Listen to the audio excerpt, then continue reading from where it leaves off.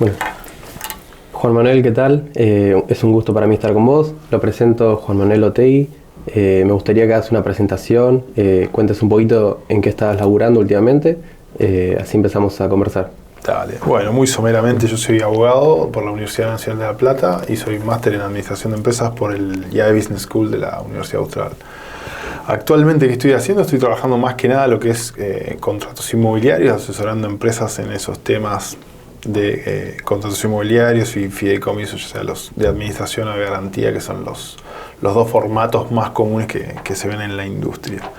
Hoy la verdad que la industria está bastante deprimida por un periodo que parecía no tener piso hasta hace un mes y medio en tema de caídas de precios y de sobreoferta, que bueno, un poco se ve a la macroeconomía, un poco se ve a la ley de alquileres, pero que por esos dos costados, digamos, sacudieron bastante el sector, que salvo algunas islas o algunos oasis como el Corredor Norte o algunos barrios de la ciudad autónoma, está, digamos, bastante deprimido y con muy poca oferta de nuevo, porque obviamente hay una sobreoferta de los usados. Pero hoy actualmente estoy ocupándome de esas cuestiones.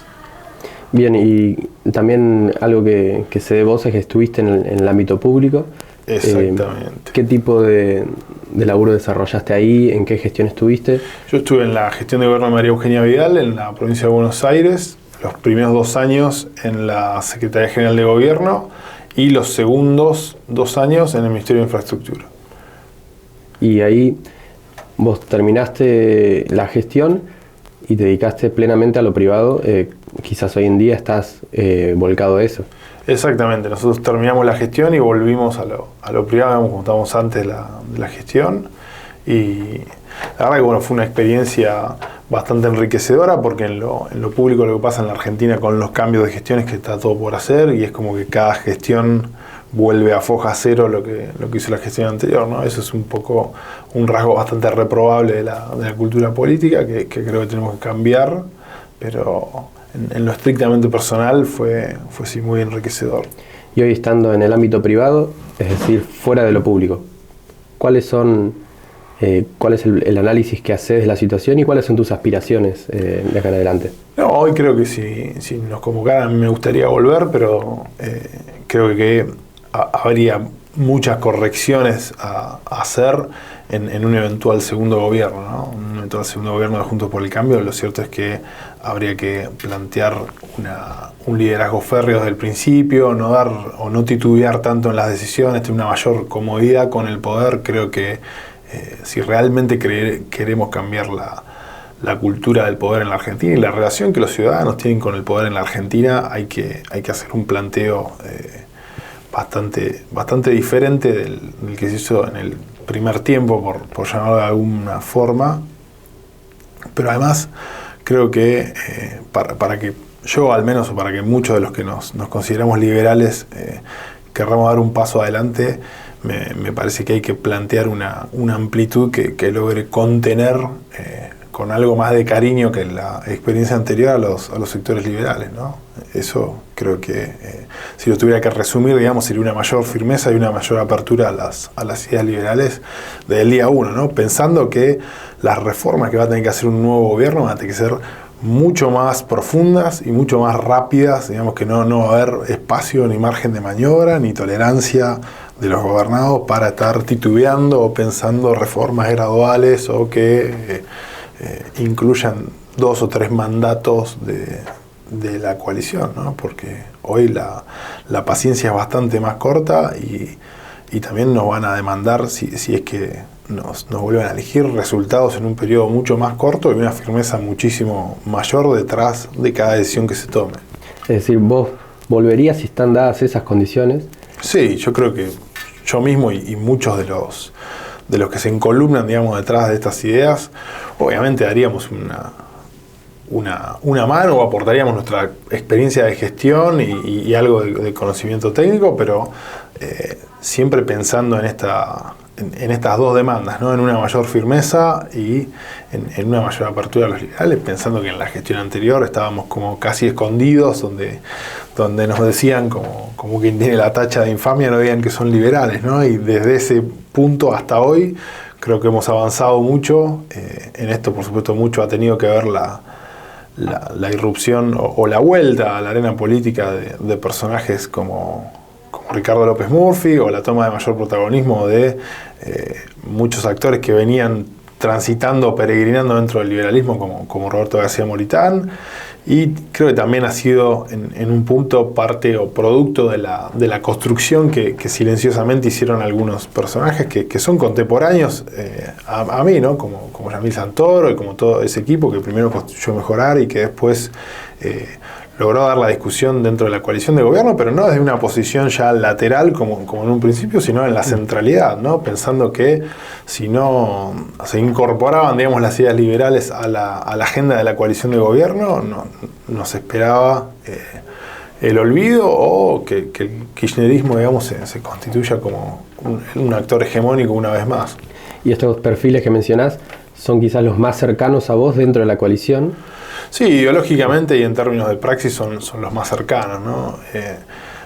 Incluso Ricardo lo es desde que yo tenía unos 20 y pocos años y era en ese entonces un ministro de Economía saliente, alguien que siempre logró convocar el entusiasmo, no solo por la cuestión ideológica, sino por la coherencia y por la vehemencia que siempre exhibió a lo largo de toda su praxis política y que hoy, digamos, salvo por estas individualidades que te estaba marcando, es algo así como una rara avis, ¿no? No hay demasiados perfiles como esos, lo cual los hace doblemente valiosos, ¿no? Y pasando quizás al plano de los perfiles que más alejados a vos están. También, si se puede hacer como una crítica a la coalición, ¿qué ves hoy en Juntos por el Cambio? Yo creo los perfiles que están más alejados, digamos, como lo están de mí, creo que también lo están un poco de la realidad del país, ¿no? Hoy plantear discusiones como de alta teoría política respecto de si Irigoyen era populista o no, cuando el país evidencia un estado, digamos, de miseria tan profunda, me parece un poco indolente, pero además lo que me parece peor es que en ese alejamiento, digamos, no logren ver que en Irigoyen está como un poco la semilla de la decadencia del radicalismo. Y que el hecho de que la cultura del poder, digamos, siga reivindicando ese tipo de liderazgos, también explica en parte nuestro presente, ¿no? Por eso es tan importante la cuestión de cómo se examina la historia. Y a un año de las elecciones, haciendo este análisis de Juntos por el Cambio, esto que mencionás del radicalismo, y los perfiles que vos mencionabas antes, que ves quizás que seguirías en esa línea. A un año de las elecciones, ¿qué tiene que hacer Juntos por el Cambio para consolidar quizás las ideas que venís mencionando? No, yo creo que dando una interna, el liberalismo, digamos, se va a sobreponer a opciones que son minoritarias pero muy ruidosas, como Morales y demás, que eran aliados de Massa y que después entraron lateralmente a la coalición y que no aportan demasiado, la verdad, digamos, salvo algo de estructura en las provincias, digamos, donde lideran. Lo cierto es que parecen ser más personas que auxilian al kirchnerismo en los momentos de crisis planteando alguna discusión absurda que personas que realmente constituyen a hacer que la coalición sea más robusta, ¿no? Y yendo a quizás los logros de la coalición y los progresos, las conquistas o incluso las banderas que se han ido recolectando en este tiempo. ¿Cuál ves el mayor progreso? Sí, yo creo que el mayor progreso estuvo en la apertura al liberalismo, ¿no? Hoy nosotros pasamos, como te decía, de estar en los márgenes casi a estar un poco dominando la discusión pública, no solo dentro de la coalición, sino en expresiones como que a mí me gustan mucho más, como la de Spert, o algunas que son planteos sui generis como el de Milei, del que yo, digamos, no me siento tan cerca por la cuestión de los elementos que hay ahí metidos que no parecen ser liberales o que quizá bajo la bandera del liberalismo esconden algunas intenciones que no están del todo claras, ¿no? Como un nacionalismo integrista medio rancio, pero hoy creo que si hay un avance para mostrar es la apertura en términos de incorporación de ideologías que quizás no estaban antes no lo digo solo por el liberalismo, digamos, hablando autointeresadamente, sino de elementos del peronismo racional, como puede ser Miguel Pichetto y demás, que incluso contribuyó enormemente a que la salida de Macri fuera en medio de un clamor popular, digamos, y no yéndose recibiendo piedrazos, digamos, como quería instalar el kirchnerismo. Creo que ahí el liderazgo de Miguel prestó un servicio muy valioso a la coalición y que muchos en su momento pensamos que el último tramo de Macri debió ser el jefe de gabinete y un poco el jefe de campaña de facto. Bueno, y ahí la siguiente pregunta que te quería hacer es, ¿qué desafío enfrenta Juntos por el Cambio en este 2023, año electoral? ¿Qué le depara a la coalición? No, creo que la coalición va a tener que decidir o dar internas y definir un liderazgo, y después ser verticalista, digamos, encolumnarse detrás de ese liderazgo, pensando que no hay demasiado margen de error y que el país no puede tener 4 años más ni de kirchnerismo, porque los resultados están a la vista, ni de una experiencia gradualista, digamos, de hacer cambios a medias tintas, ¿no? Me parece que es el momento de tomar un poco la sartén por el mango, de sentirnos cómodos con el poder y de cristalizar transformaciones que ayuden a cambiar el rumbo del país de una vez por todas. ¿Y cuál es el aporte que sentís que perfiles como el de Ricardo López Murphy, Roberto García Moritán, incluso vos siguiendo en esa línea, ¿qué debería aportar ese sector junto con el cambio? Yo creo que ese sector, digamos, puede aportar solidez ideológica primero en cualquiera de esos elementos, esos 3 elementos. Creo que Roberto es un perfil muy ambicioso y que está en ascenso, que sería un muy buen jefe de gobierno. Primero, por la cuestión de la construcción y del peregrinaje, digamos, que viene haciendo dentro de las ideas liberales de hace un tiempo. Y creo que además sería una alternativa superadora a la actual conducción. Y a Ricardo sí me gustaría verlo, obviamente, es el sueño de muchos de nosotros, verlo como presidente de la nación, y si ese no fuera el camino, digamos, que él decidiera, al menos en una de las posiciones de decisión, porque de nuevo ha tenido una conducta intachable y una solidez y una coherencia que realmente no podemos desperdiciar, ¿no? Es un hombre público muy valioso que ojalá sea el próximo presidente, y si ese no fuera el caso, al menos que sea nuestro próximo ministro de Economía, muy en el molde del superministro a la Cavallo, digamos. Creo que ese sería un buen destino para Ricardo. ¿Y cuál es el trabajo que hay que hacer para que ese proyecto vaya encaminado, Ricardo presidenciable? Sí, creo que hoy habría que plantear, digamos, como el debate de ideas al interior de la coalición, apuntalarlo, digamos, con trabajo en ese sentido, y no demasiado más. La verdad que nosotros hemos venido trabajando desde que se planteó la candidatura de Ricardo al interior de Juntos por el Cambio, incluso dando la lucha de ideas y viendo cómo la sola presencia de Ricardo hizo liberalizar el discurso de todos los demás, ¿no? Porque de repente se veía a Vidal hablando con términos que sonaban bastante extraños, ¿no? en su boca, o lo mismo el propio Horacio Rodríguez Larreta, o al mismo Mauricio Macri, que todos sabíamos que puertas adentro era bastante liberal, pero que quizá cuando lo vimos ejerciendo la primera magistratura sentíamos como que le faltaba un poco de fuero interno, o del Macri de bigote, como se hace el chiste en Twitter un poco. Bien, y ahí te quería pedir un análisis del gobierno actual nacional. ¿Cuáles son los errores que está cometiendo? ¿Por qué enfrenta una interna tan feroz?